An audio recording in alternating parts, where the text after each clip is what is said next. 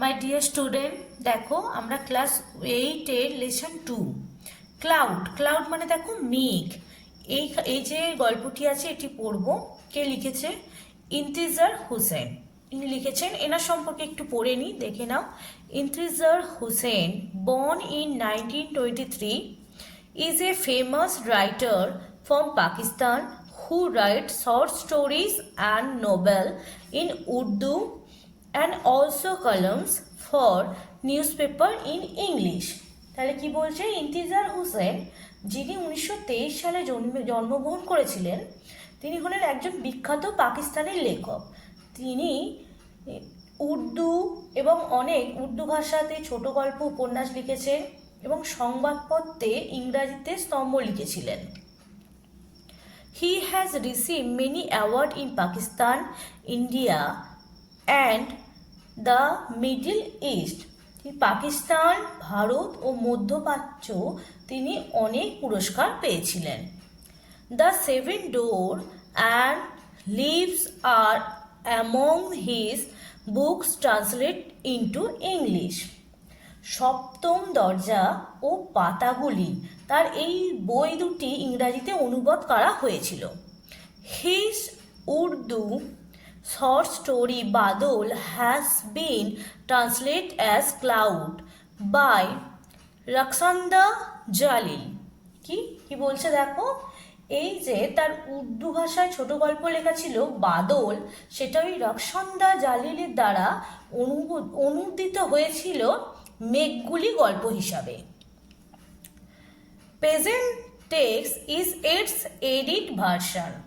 আমরা যে পাঠ্যাংশটি পড়ব এটা তারই সম্পাদিত রূপ। He wandered far in search of the cloud. সে অনেকক্ষণ ধরে খুঁজে বেড়াচ্ছিল কাকে? মেঘকে খুঁজে বেড়াচ্ছিল। Down wandering path and alley, সে আঁকা বাঁকা পথ দিয়ে খুঁজছিল। Till he reach the old mud, যতক্ষণ না পর্যন্ত সে তার মাটির কুঁড়ে ঘরটিতে পৌঁছালো। There he turn on to the dark Turk, সেখানে সে নোংরা পথের দিকে ফিরল। হি saw a grass cutter coming from the other direction, সে কি দেখলো? যে একজন ঘাসুরে মানে যে ঘাস কেটে ফিরছে, সে অন্য দিক দিয়ে আসছিল। A bundle of freshly cut grass balance on his head, তার মানে কি দেখো, সে এক বোঝা ঘাস কেটে মাথায় করে নিয়ে ফিরছিল লোকটি। He stop the man and asked, সে সেই মানুষটিকে দাঁড় করালো এবং বলল, have you seen the cloud here there, তুমি কি সেখানে মেঘকে দেখেছো? ক্লাউড, মেঘ।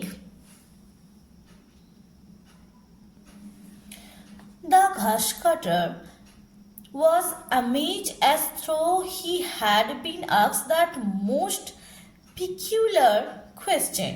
সেই যিনি ঘাস কেটে ফিরছিলেন তিনি তো এরকম একটা অদ্ভুত প্রশ্ন শুনে খুবই অবাক হয়ে গিয়েছিলেন। ইয়েস ক্লাউড, হ্যাঁ মেঘ।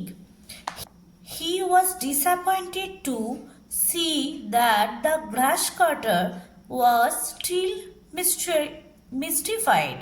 দেখো, সেই ছোট্ট ছেলেটি সে এটা দেখে অবাক হয়েছে যে ঘাস কাটার মানে যিনি ওই ঘাস কেটে ফিরছিলেন তিনি যে তার কথা শুনে অবাক হয়েছেন, সেটা শুনে আবার সেটা দেখে ওই ছোট বালকটি অবাক হয়ে আছে। He worked on until he come upon a farmer plunging his field.